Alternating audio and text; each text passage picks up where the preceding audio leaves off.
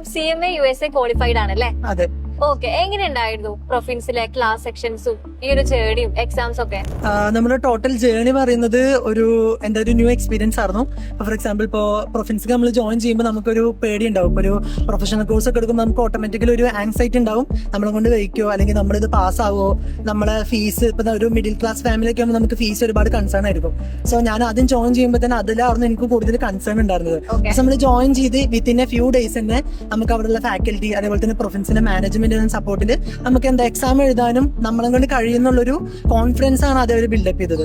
Then പിന്നെ എക്സാമിന് ഇപ്പൊ നമുക്കിപ്പോ ഇവിടുത്തെ ഫാക്കൽറ്റി എസ്പെഷ്യലി ഞങ്ങൾക്ക് ഫാക്കൽറ്റി ആയിട്ട് ഉണ്ടാകുന്ന നുഹ്മാൻ സാറും അർഷദ് സാറായിരുന്നു.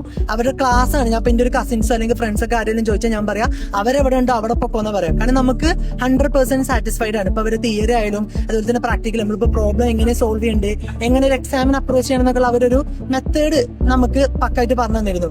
അപ്പൊ അതുകൊണ്ട് നമ്മൾ എക്സാം എഴുതുമ്പോൾ അത്യാവശ്യം നന്നായി കോൺഫിഡന്റ് ആയിരുന്നു. നമുക്ക് ട്രൈ ചെയ്യാം, വല്ലാതെ ലാഗൊന്നും ഇല്ലാതെ പെട്ടെന്ന് തന്നെ എഴുതി പാസ്സാവാന്നുള്ളൊരു ഒരു കോൺഫിഡൻസ് വന്നു. ഏതെങ്കിലും കമ്പനീന്റെ അണ്ടറിൽ വർക്ക് ചെയ്യുന്നുണ്ടോ? ഇപ്പൊ ഞാൻ ഇപ്പോ ലാസ്റ്റ് ഓഗസ്റ്റിലാണ് റിസൾട്ട് വന്നത്. മെയ് ജൂൺ വിൻഡോയിലാണ് എഴുതിയിരുന്നത്. ഓഗസ്റ്റ് കഴിഞ്ഞൊരു 2 months തന്നെ ഞാനൊരു കോണ്ടസിനിക് എന്ന് പറയുന്ന ഒരു കമ്പനിയിൽ പ്ലേസ്ഡ് ആയി. അതൊരു US ടോപ്പ് 10 ഒരു ഓഡിറ്റിംഗ് ഫേം ആണ്. അവിടെ ഓഡിറ്റ് അസോസിയേറ്റ് ആയിട്ട് ഇപ്പൊ വർക്ക് ചെയ്തുകൊണ്ടിരിക്കുകയാണ്. അപ്പൊ അങ്ങനെ ഒരു പ്രോഗ്രാം ഉണ്ട് എന്ന് പറഞ്ഞപ്പോൾ തന്നെ ഒരുപാട് എക്സൈറ്റഡ് ആയിരുന്നു. കാരണം നമ്മള് ലൈഫിൽ നമ്മള് എത്തിപ്പെടൂല എന്ന് വിചാരിച്ചൊരു സ്ഥലത്ത് നമ്മള് എത്തി. ഇതേപോലെ കോസ്റ്റ്യൂം ഒക്കെ ഇട്ട് ഒരു ട്രോഫി ഒക്കെ മേടിക്കും, അതും വിത്ത് പാരന്റ്സിന്റെ കൂടെ ഒക്കെ മേടിക്കുമ്പോൾ ഭയങ്കര എക്സൈറ്റഡ് ആയി. സോ അങ്ങനെ ലീവ് എടുത്ത് വന്നതാണ്.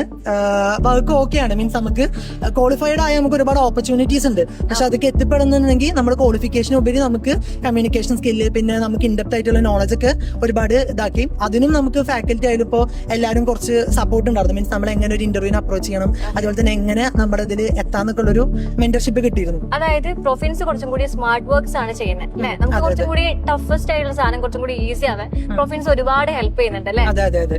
അതായത് ഇപ്പോ ഞാൻ ഇപ്പൊ ഓൾറെഡി മെൻഷൻ ചെയ്ത പോലെ നമ്മുടെ മെന്റർഷിപ്പ് ആണ് എനിക്ക് അവിടെ കുറച്ചുകൂടി ബെറ്റർ ആയി തോന്നിയത്. അതായത് ഇപ്പൊ നമ്മളിപ്പോ അവരൊരു ബാധ്യത തീർക്കുന്ന പോലെ ജസ്റ്റ് ക്ലാസ് എടുക്കുക അല്ലെങ്കിൽ നിങ്ങൾ പഠിച്ച ആ ഒരു മെത്തേഡല്ല.